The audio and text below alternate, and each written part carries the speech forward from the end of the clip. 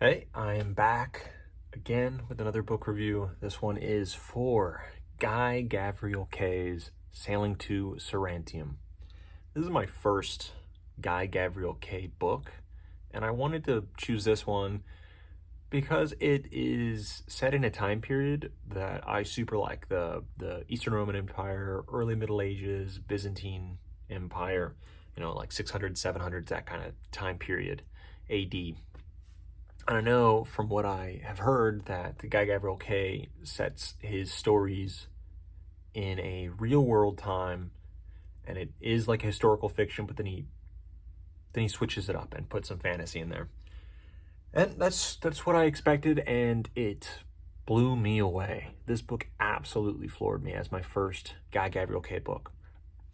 And let me just say on before I go in, background's boring, still in the hostel, still having that as I go through, doing a lot of reading, and I need to shave.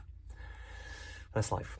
Anywho, so we're very intimate, we're very straightforward here, but it was blow your socks off great. The first thing that really stuck out for me was the prose. The prose was next level, and I have been thinking to myself as I've read books, fantasy books specifically recently, thinking, why is this stuff not clicking? Why is this stuff not as good as it could be? And I'm not giving these 5-star reviews, right? Like, I just finished We Are the Dead recently. I finished something else. It's, the fantasy that I'm reading. And none of it sticks or is as memorable because it's not hitting as hard. It's just too transparently clear prose-wise as Brandon Sanderson would describe it, right? As he described, prose was a pane of glass, the glass that you put in front of your story, right? Like the character plot and like the problem, right? Whatever makes up a story. Now, prose is that sheet of glass in front of it in which the reader looks at that story through. So you can be like him, which is just a clear sheet of glass that you don't even know you're looking through a sheet of glass. It's very clear. Everything is straightforward. That's not my favorite type of book. Yeah, it's cool if it's clear, but what's more impressive is if the author can write interesting and complex prose that not only makes things clear, but enhances the reading, right? I don't want to watch a movie in a book, right? I want to get excited by the prose. I want to be floored by the way that the author formed the complex ideas or conveyed setting or theme through the prose. That is amazing. And in this way, Guy Gavriel Kay did that. His prose is, again, as Brandon Sanderson would describe it, is a stained glass mirror right in front of the story, and it enhances everything. And this was like the best that I've read, possibly. It was like, for prose, especially in fantasy, maybe of all time, I have Tolkien has always been that hill, the mountain to climb to get there. And Guy Gavriel Kay is nearing the top, let's say. I haven't done a comparison or anything, but I get the same feeling. Everything I could picture, easily, perfectly, wonderfully. It was clear and it impacted hard. I highlighted so many things in this book. It's wild how much how descriptive everything was, how things were put, how things were explained. And then how that kind of shifts into how he handled so many aspects of this book. And one of the ones that he handled really well was theology. And I was impressed by it. I was not expecting this, right? But he touched something that is not touched on well, usually in fiction, and that is early Christian history and the differences in thought between Christians at that time. I'm a big fan of this time period. I'm also a Christian myself, so I'm aware of it pretty well. And the heresies are very important.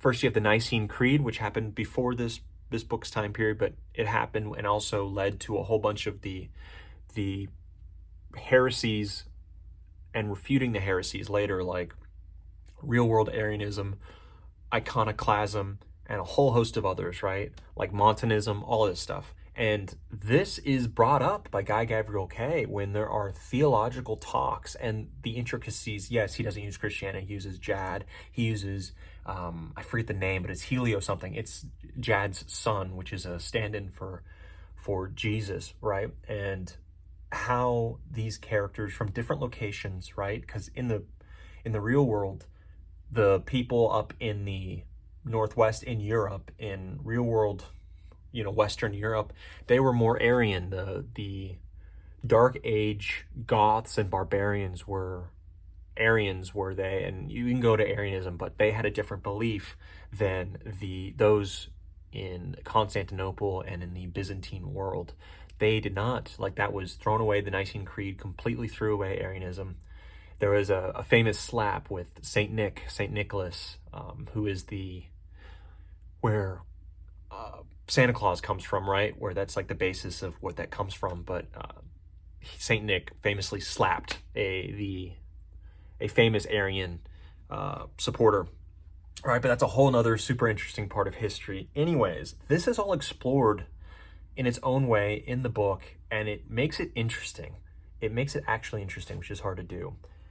And also, just like in the Warlord Chronicles, as an example, or in Canticle for Leibowitz, the characters are religious and they act religious. They have beliefs and then they act as if they believe those beliefs, which it sounds simple, but you, and I've noticed, I say you, but if you have noticed this, then you'll understand. But in most of modern fantasy that I've read, it is, okay, they have a religion, but that religion seems like just something like a weekend warrior kind of thing. Like, they pay lip service. We're told that this person is devout, but in reality, they don't act based on those beliefs, right? And that's a huge way that when I read it, think, okay, this isn't, the belief is not concrete, it's not inward, it feels external, so it feels hollow and not real, and then thus the character doesn't feel as deep or as rich. And in this book, that's not the case. Believers acted like believers, and it was great. I'm not even talking about like the Jadian, Christianity, but with a different skin. I'm talking about, they talk about the barbarian beliefs as well, the pagan beliefs, and people are definitely acting as if they are pagan, and it's very interesting, and the play between those things. But that's great, done super well. The prose is fantastic. What also is amazingly done is, I mentioned the Eastern Roman world is that's like the setting, right? Just with different names, and that's what it is, right? That's definitely what it is. And you have Emperor Justinian as a stand-in, Theodora as a stand-in, Belisarius as a stand-in, like all of that. They're given different names, but it's Sarantium is Constantinople. All these characters, different names, but they're really these real-world famous people.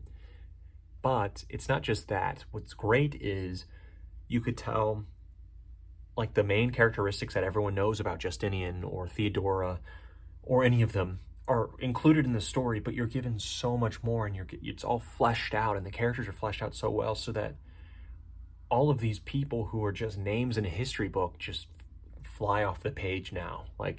They were so well, like, I am now picturing in life. Every time I hear about Emperor Justinian, I now picture this character in the book because it just feels real. And it could have come off easily as historical fiction, right? And historical fiction does that well, right? Where you can put a face to the name, basically, right, to the history book. But this, he adds a fantasy, like kind of a magic system in there that is in there, like, pretty heavily in the book, but it's not like people casting spells or anything. It is a subdued and mature, very mature magic system in which, it has consequences, and you ask the morality as a reader for myself, and they bring it up a lot in the book. So it's not like it's just to me. Everyone is forced to confront the question, is it moral to use this thing? So it's not like crazily useful. You're not like killing people with the flick of your wrist, right? It's something different. And I don't want to explain too much because, you'll want to actually read it yourself. You'll ask so many moral questions about it. It's super, and everything about this is deep and interesting. Yeah, like, what else about this? He utilizes the setting and plot super well. The main character I really enjoyed is Crispus. What about these artisanal like main characters? So like Pillars of the Earth, you have this with Crispus, you have the Fountainhead as the other one. I'm just sensing a pattern where everyone is just, all these super skilled artisans are like shock red hair, and that's a very it's a huge characteristic of them, while everyone else doesn't have it, right? So anyways, same thing for Crispus. He's very interesting. He's like a very angry dude, but for a reason. He's got a very interesting backstory and a very interesting way that he carries himself through the world, and it's a joy to like go along with him. So he's a very fun read. It's in Pompeii.